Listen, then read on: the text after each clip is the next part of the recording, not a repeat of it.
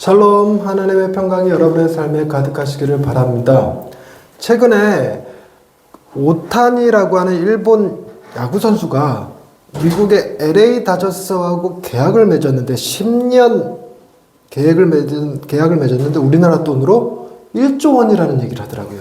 그래서 1조 원의 사나이 이렇게 부르는데 그가 계약을 맺은 것만 1조 원이고 그가 부수익으로 뭐 광고를 찍는다든가 캠페인을 한다든가 굿즈를 만든다든가 하는 것은 해마다 한 10억씩은 될 거라고 표현을 하더라고요.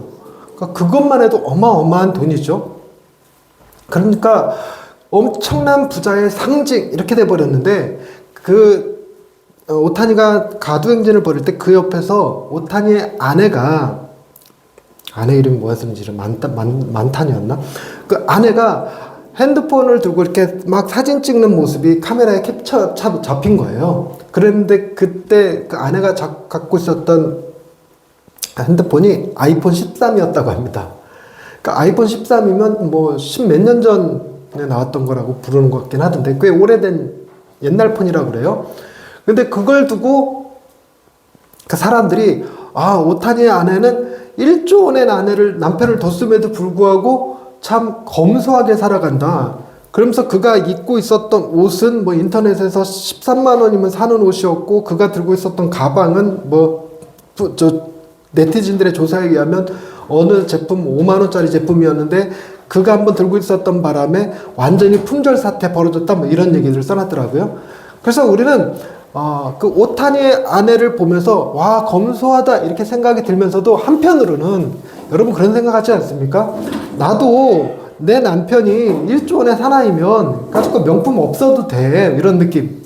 요즘은 내가 가진 소유로 내가 얼마나 크고 대단한 사람인가를 드러내기보다 내가 얼마나 능력 있는 사람인가를 드러내는 데 포커스가 좀 더 맞춰져 있다 그래요.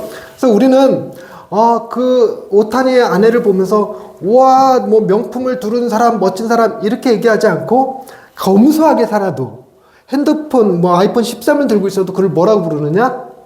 1조 원의 선을 둔 아내, 1조 원 남편의 아내 이렇게 부른다는 겁니다. 그래서 여러분 우리는 그런 걸 보면서 부러워하기도 하고 열등감을 느끼기도 하죠.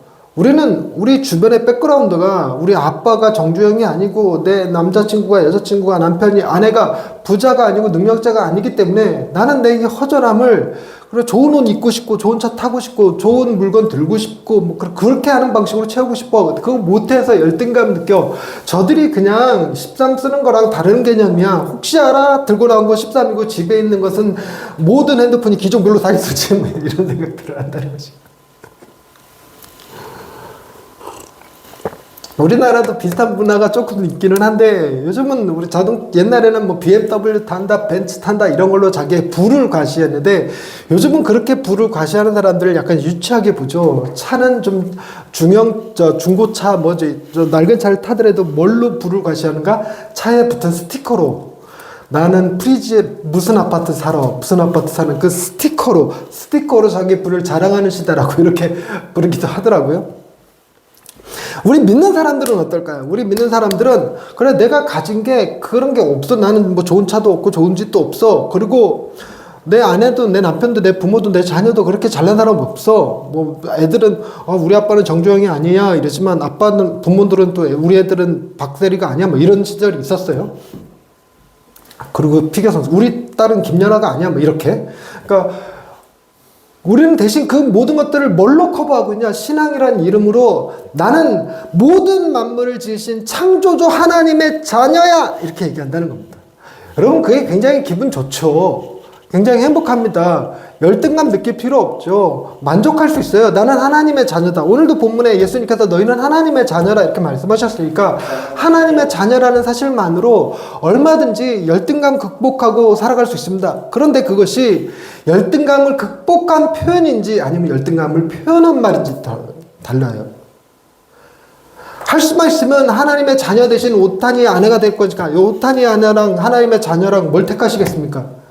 100% 여러분 오타니의 자녀이면서 하나님의 아들이고 싶습니다. 이렇게 다 우리 이렇게 된다고요. 그러니까 우리가 하나님의 자녀라는 것만으로 세상의 모든 부요함을 거부할 수 있다? 그렇지 않습니다.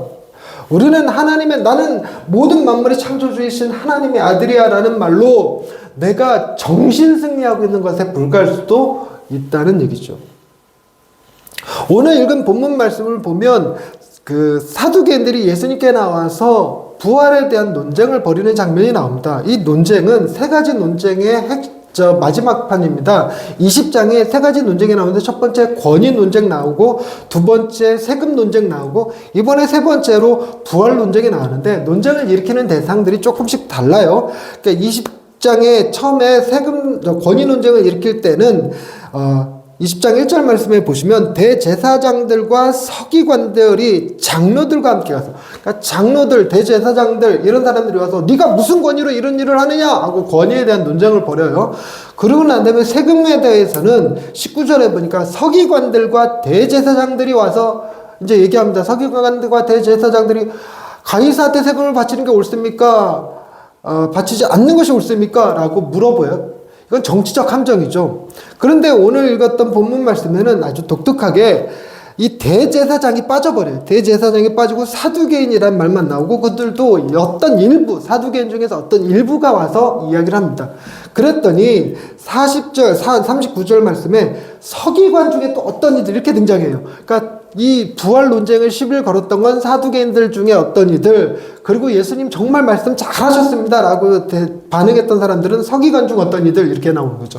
그러니까 이게 약간의 이해가 필요한데 사두개인들은 당시에 그 이스라엘 문화권의 정치적 그리고 종교적 지도력을 그리고 그 파워를 가지고 있던 그룹이 사두개인 그룹이었습니다.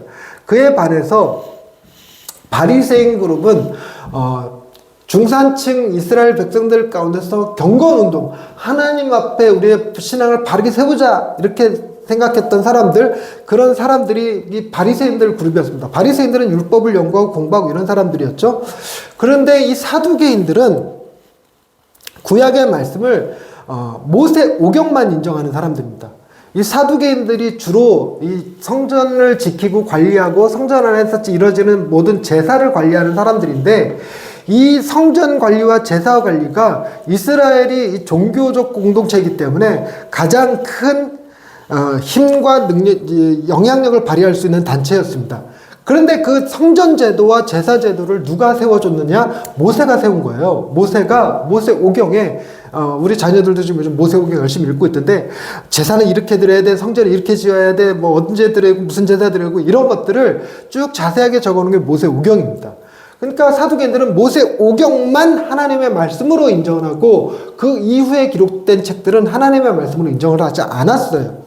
근데 공교롭게도 모세오경, 창세기, 출애굽기, 레위기, 민수기, 신명기 여기에는 뭐가 없냐면 천사에 대한 언급이 없고 천국과 지옥에 대한 언급이 없어요. 부활에 대한 언급이 없죠. 그리고 그 이후에 나온 책들에서야 천사도 등장하고 영도 등장하고 천국도 지옥도 뭐 종말도 이런 게 등장을 합니다.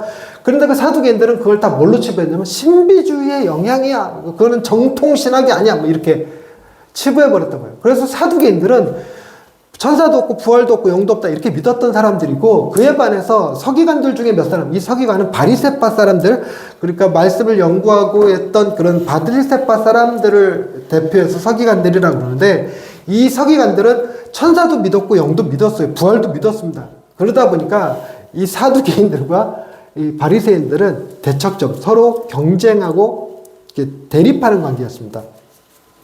놀랍게도 우리들의 단순 생각으로만 따지자면 이 제사를 집례하고 예배를 인도하는 사람은 이 영도 없고 천사도 없고 뭐 천국도 지옥도 없다고 생각하는 사두개인들이 할 게 아니라 그 모든 것이 있다고 생각하는 바리새인들이 예배를 집례해야 될 것 같은데, 아이러니하게 바리새인들은 예배를 집례하지 않았고 이 사두개인들이 제사를 집례했습니다. 그러다 보니까 사두개인들에게 왜 사람들이 하나님을 잘 섬겨야 돼, 제사 잘 지내야 돼, 성전 잘 지켜야 돼 라고 말하는 그 동기부여는 어디서 나오냐면, 그래야 네가 복을 받고 이 땅에서 잘 살고 그래야 네가 성공할 수 있어 라고 하는 철저하게 세속 중심의 신앙을 가지고 있던 사람들입니다. 그리고 이런 사람들은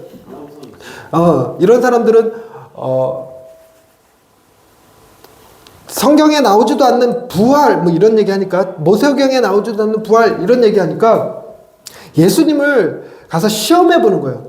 아니 부활이 있다면 말입니다. 한 여자에게 과부가 있는데 그가 남편이 7이 있었어요. 그러니까 옛날 법에 의하면 여자가 결혼해서 남편이 죽으면 그 남편에게 자식이 없을 경우 두 번째, 둘째, 셋째, 넷째에게 이렇게 시집가게 돼 있었습니다. 그걸 형사취수제라고 하는 이름으로 했는데, 그 이유가 여자를 보호하려는 목적도 있었지만 그 형의 재산과 그 이름과 가문을 유지시키기 위한 목적도 있었어요. 그러니까 부부가 된다기보다 자녀를 낳기 위한 목적이었죠. 자녀를 낳기 위한 목적. 그랬는데 이 7 형제가 참 무능했던 건지 다 이 여자랑 결혼했는데 전부 다 자녀를 낳지 못했어요. 그래서 7명이 다 죽어버렸습니다. 그러면 나중에 부활의 때에 이 여자는 누구의 아내가 되겠습니까? 7명이 다 그런 아내를 취했으니까 누구의 아내가 되겠습니까? 이렇게 물었다는 겁니다. 그러니까 이게 말이 안 되니까 부활은 말도 안 되는 얘기예요. 이렇게 이제 주장을 하는 거죠. 그때 예수님의 대답이 니들이 오해한 게 2가지가 있다. 첫째는 부활했을 때 우리 부활이라는 것이 지금처럼 시집가고 장가가고 하는 그런 부활이 아니다. 그리고 부활이라는 것은 영원히 사는 것을 의미하는 건데, 영원히 사는 것은 부활의 의미가 없다. 이제 결혼의 의미가 없다. 그게 무슨 얘기인가? 여러분, 결혼의 의미를 가만히 생각해 보십시다. 우리가 안 죽고 영원히 사는데 한 여자랑만 살아? 할 수 있을까요? 한 남자랑만 살아? 할 수 있을까요?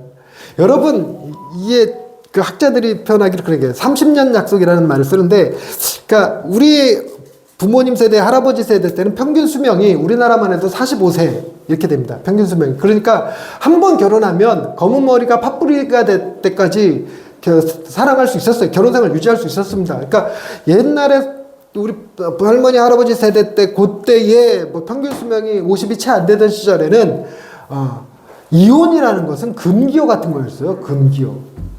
사별이었지 그냥. 근데 어느 순간 인간의 수명이 지금 평균 수명이 85세예요. 지금 평균 수명이 85세니까 한 번 결혼하면 한 60년을 살아버려요.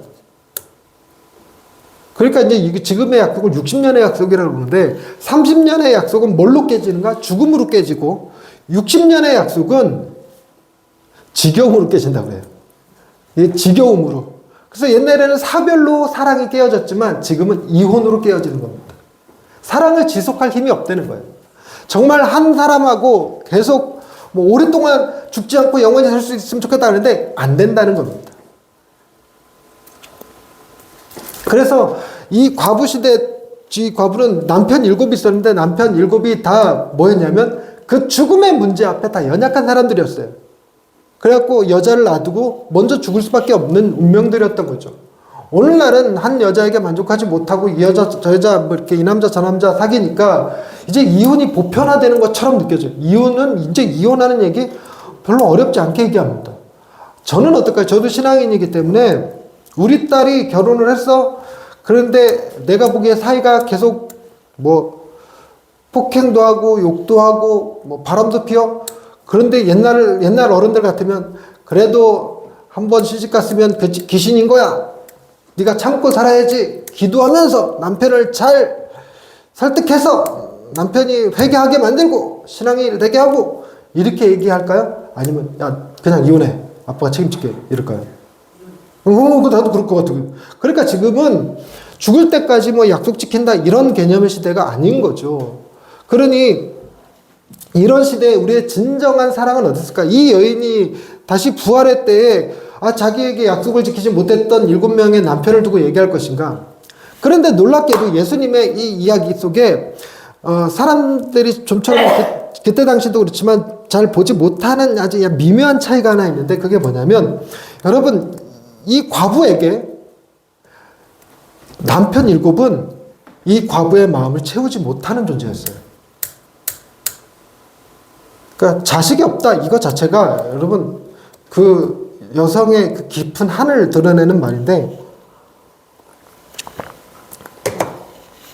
그런데 여러분 지금 이 여자가 부활한 다음에도 그 전에 사람에게, 남편에게 매여 있어야 될까요? 말하는 것 자체가 이래요.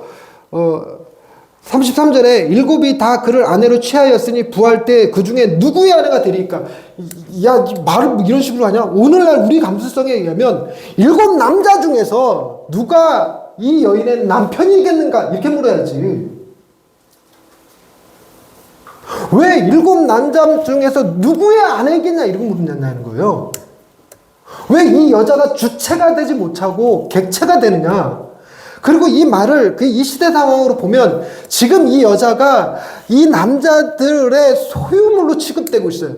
과연 부활했을 때 이 여자는 일곱 남자 중 누구의 소유가 될 것이냐 이러고 말하고 있다는 겁니다. 아니 듣고 보면 뭐 빡치잖아요 이런 거. 아니 누가 이 여자의 남편이냐 이렇게 물었어야 될 거 아니에요 지금. 근데 예수님은 이 여자를 독립적으로 세우는 거예요. 시집가는 일, 장가가는 일, 이 여자가 더 이상 부활 이후에는 누구의 아내로 불리우는 사람이 아니다. 누구의 엄마로 불리우는 사람도 아니다. 그런 독립적인 하나의 자녀로 불리워질 사람이라는 거예요. 여러분 더 이상 내가 무슨 옷을 사는지, 무슨 옷을 입는지, 무슨 핸드폰을 갖는지로 평가받는 사람이 아니라 내가 누구의 남편, 누구의 아내라는 말로 평가받는 게 아니라 뭐 우리 아버지가 정주영이야 뭐 이런 거, 우리 아버지가 대통령이야 이러는 걸로 평가받는 게 아니라 내가 있는 모습 그대로 나 자신이 있는 그대로 인정받을 수 있는 그런 세상이 부활 세상이라는 겁니다. 이거 굉장히 독특한 개념이거든요. 오늘날 우리의 정서하고 맞을 것 같죠? 그렇지 않습니다. 오늘날 우리도요, 그 철학자들이 소유냐 존재냐 이거 가지고 책도 쓰잖아요. 에릭 프롬이. 우리는 자꾸만 나를 설명할 때 나 그랜저 타는 사람이야. 나 프리지오 아파트에 사는 사람이야. 자기 소유로 드러내요. 그죠? 그걸 저 옛날 조폭들 같으면 여기 보이나요? 철렁철렁 하는 거? 아이 금딱지 뭐 이런 거. 이런 걸로 자신을 드러내는 거. 이게 소유로 자신을 평가하고 있단 말이죠. 내가 무슨 신발을 신느냐 이게 얼마짜리인 줄 아냐. 내가 입은 옷이 이게 토탈에서 얼마인 줄 아냐 뭐 이런 거. 아니 요즘 넷플릭스에 서울 자가에 사는 뭐 대기업 다니는 김부장 이야기 뭐 그런 게 있더라고요. 그거를 뭐 목사님들이 너무 재밌게 잘 보고 계신다는 얘기를 이번 수련회 때 만난 목사님들이 몇 분 얘기해갖고 한번 도전해 본다고 1화를 보는데 한 20분도 채 못 보고 꺼버렸어요. 왜 이렇게 답답한지. 근데 그 20분 사이에 나온 내용 중에 뭐가 있었냐면 그 김부장이 가방을 이렇게 들고 갔다가 이제 회사에 들어가서 상무방에 이렇게 몰래 들어갔다가 상무가 들고 있는 가방을 봐요. 상무 가방을 해서 야 상무쯤 되면 저런 가방 들어야 되는 거구나 이제 이러고 저 가방을 인터넷으로 똑같은 가방을 찾았더니 500만 원이야. 가방 하나에 서류 가방 그냥 이렇게 매는 것도 아니고 손으로 서류 가방 하나 500만 원. 그러니까 이 사람 뭐 이러는 거죠. 그런데 자기는 부장인데 대리가 가방이 제법 예뻐. 그래서 너 저 가방 얼마냐 그랬더니 얼마였더라 이러고 있는데 옆에서 다른 직원이 450만 원이야 이렇게 얘기해 주는 거예요. 대리가 450만 원짜리 가방을 이래. 그래서 영화 구도가 되게 뭘로 나오냐면 무슨 뭐 얼마짜리 가방을 드는 사람이냐. 그리고 집도 나오는 집이 전세가 36억? 전세가 36억짜리 무슨 한강 리버스 호텔? 뭐 리버스 무슨 아파트 뭐 이런 걸로 등장을 하는데 뭐 한 70억 이렇게 하는 모양인가 봐요. 그러니까 그런 걸로 사람을 평가하는 거예요. 너 차가 크냐 작냐 뭐 이런 걸로. 그러니까 전형적인 소유로 자신을 드러내는 시대죠. 소유로. 그런데 단순히 소유로만 드러내는 것이 아니라 요즘은 내가 무엇을 할 수 있느냐, 나 연봉 얼마 타는 사람이냐 하는 자신을 상품화시켜서 나는 소유로 나를 증명하지 않을 거야 하는 사람들은 대개 다 자신이 무엇을 할 수 있는 사람인지, 내가 어떤 값어치가 있는 사람인지를 증명하는 수단으로 나 연봉 뭐 얼마짜리 사람이야, 1조 원의 사나이야 이렇게 얘기한다는 거예요. 즉 소유가 되거나 상품이 되지 오늘날 이 시대도 존재로 자신을 표현하는 사람이 별로 없다는 겁니다.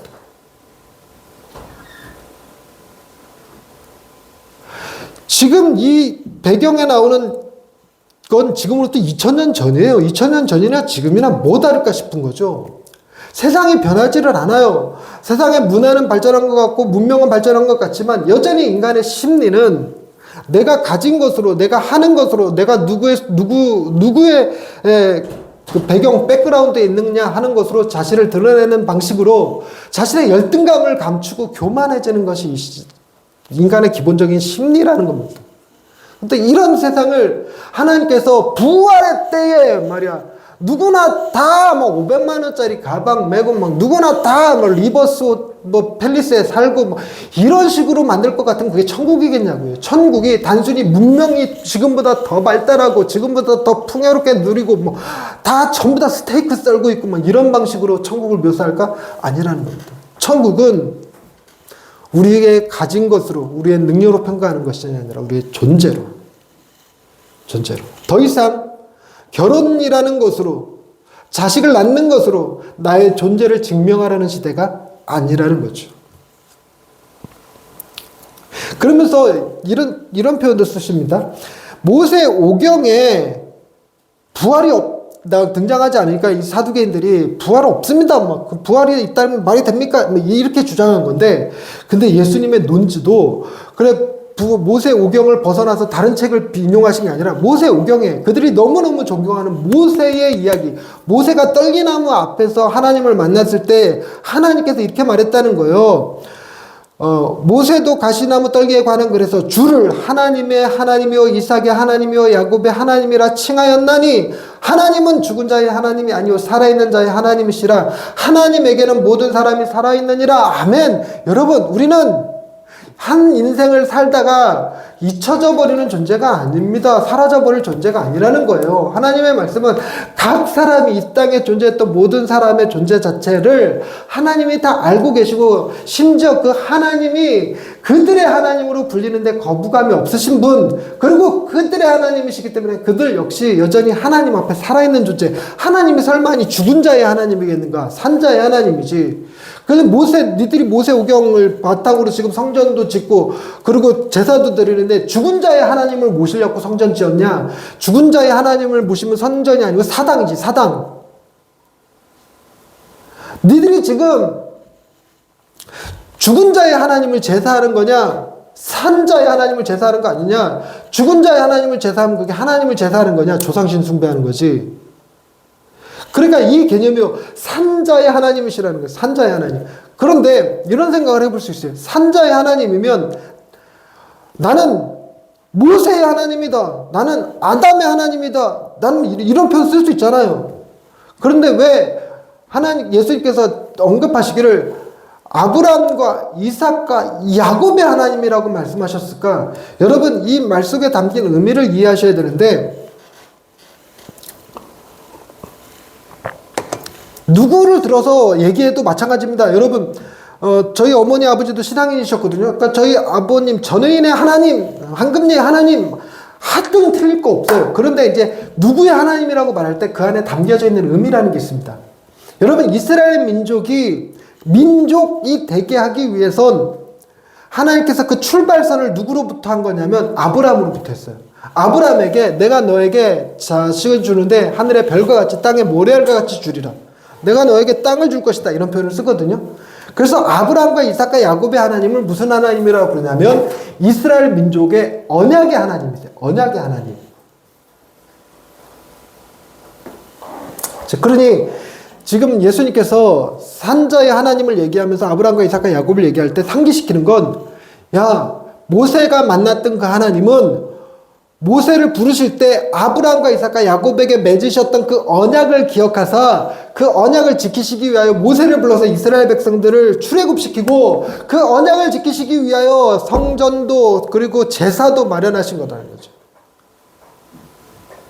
그런데 아브라함과 이삭과 야곱에게 약속을 맺었는데 그들이 죽어버리면 약속이 무슨 의미가 있냐는 거지. 가끔 농담으로 그러죠. 맛있는 거 사주면 내가 언젠가 갚아줄게.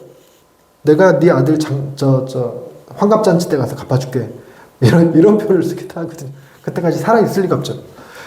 근데 사람이 죽으면 무슨 약속을 맺었든지 간에 약속을 유지시킬 수 없습니다. 이해되시죠?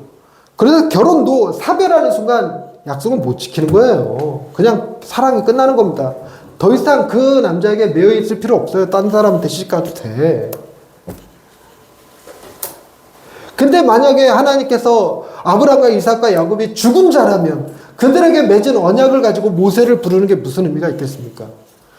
그러니 철저하게 하나님은 당신의 약속을 지키시기 위해서라도 아브라함과 야곱과 이삭이 죽은 자여야 됩니까? 산 자여야 합니까? 살아있어야 합니다. 바로 그런 논리로 지금 말씀하고 계신 거예요. 그러니 여러분, 그 말 속에 담긴 의미를 좀 더 이해해 보자면 모세를 통하여 주셨던 성전법, 제사법들도 다 무엇을 담고 있냐면 약속, 언약을 담고 있습니다. 약속, 언약. 그 약속과 언약, 그것이 결국은 누구에게 가서 이루어졌을까요? 예수 그리스도. 예수 그리스도 그분이 하나님의 성전이며 예수 그리스도 그분이 언약께서 말씀했던 그 제사법의 그 대상, 성취하시는 하나님이라는 겁니다. 그러니 지금 우리 시대는 우리에게도 아브라함과 이삭과 야곱의 하나님, 틀린 말은 아니지만 언약만 한 하나님이 아니죠. 이미 우리에게는 언약을 성취하신 하나님이라는 사실이 중요합니다. 언약을 성취하신 하나님. 그 언약을 성취하신 하나님이 무엇까지도 약속하셨는가? 부활. 영도, 뭐죠?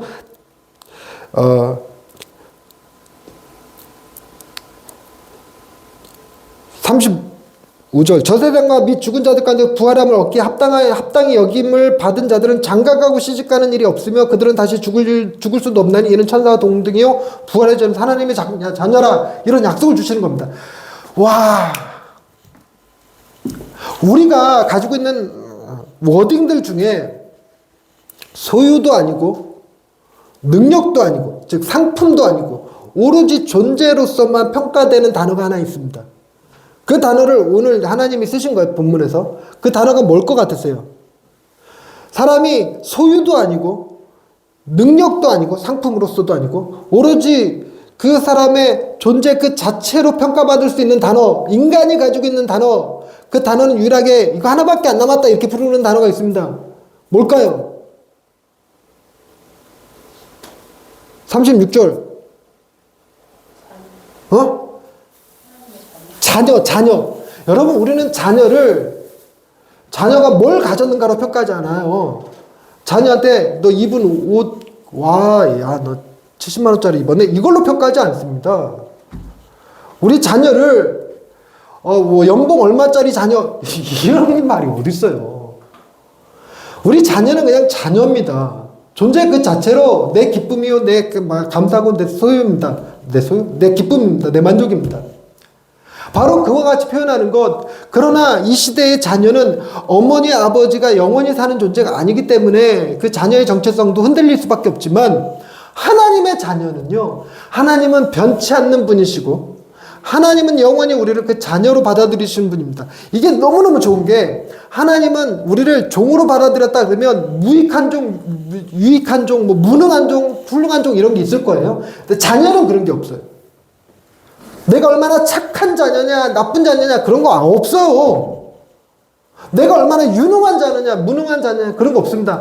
우리를 그저 하나님의 자녀로 삼아주신다는 거, 하나님의 자녀로 부르신다는 거, 그것이 우리 모습이에요. 그러니 여러분, 부활이야말로 진정한 나를 찾아내고 발견하는 일입니다.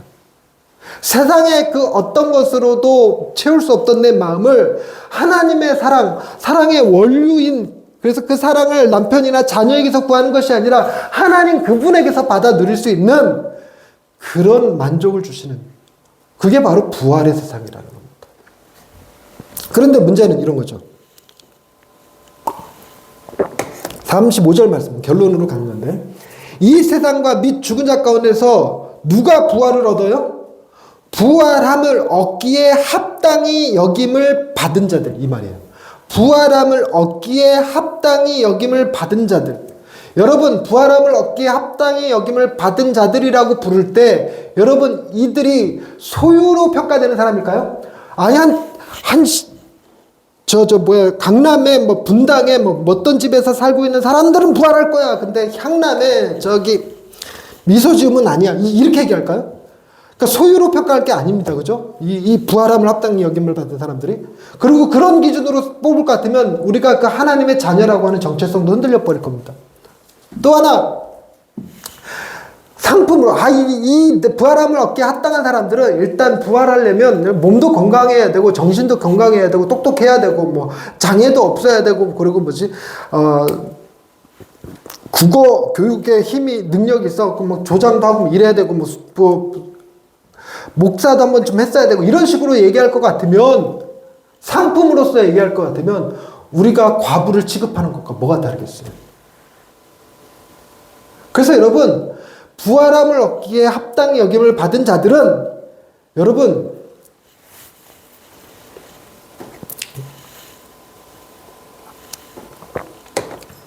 누가 부활에 합당한 자녀로 여김을 받을까요? 표정들 보니까 뭔 질문이 그랬는데 정답은 그런 겁니다. 우리의 생각이 부활함을 합당히 여김을 받은 자들이 하나님의 자녀가 된다 이런 인식을 갖고 있는데 아니에요. 반대입니다.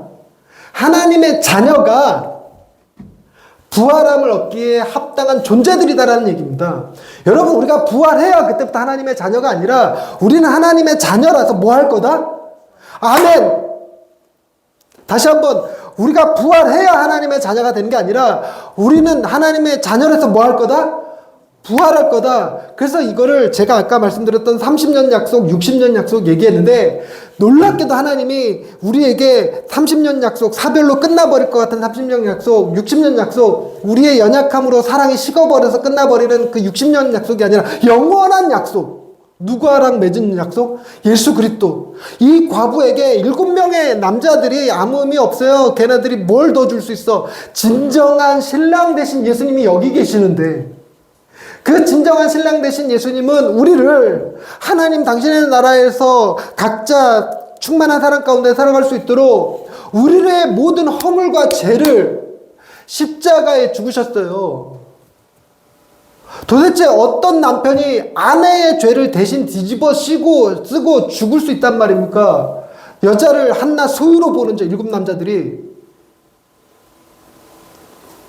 오직 예수님만이 우리를 정결케 하시려고, 우리가 얼마나 소중한 존재인지 알게 하시려고, 우리가 이 땅에 누구의 아내로 평가받는 것이 아니라 하나님의 자녀라는 사실을 알려주시기 위해서 십자가에 죽으시고, 또한 우리가 그 부활의 소망을 가질 수 있도록 실제로 역사 한복판에서 거룩한 몸으로 부활하셨다는 겁니다.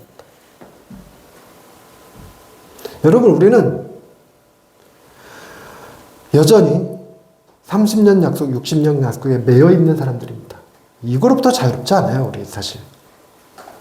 그리고 소유와 상품이라는 개념으로도 우리는 사실 자유롭지 않습니다.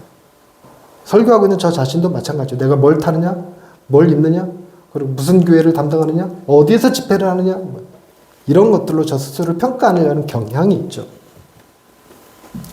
우리는 알아도 안 되는 문제예요. 그러니 우리가 변해야, 그래야 더 나은 세상에 살 수 있다가 아닙니다. 이게 은혜고 복된 게 여전히 우리도 소유와 상품으로 우리 스스로를 평가하고 있을 때 우리를 진정한 존재로 접근하여 만져주시고 인정하시고 그리고 그런 존재로 살아갈 수 있는 세상을 예비하시고 그 세상으로 부르시는 이가 계십니다. 그분이 우리에게 가장 영원한 언약의 약속을 주신, 내가 너를 절대로 버리지 않냐고, 내가 끝까지 너를 사랑할 것이며 너에게 하나님의 나라를 줄 것이야 라고 약속해 주셨던 예수 그리스도, 그분 안에서만 비로소 나는 나 될 수 있습니다.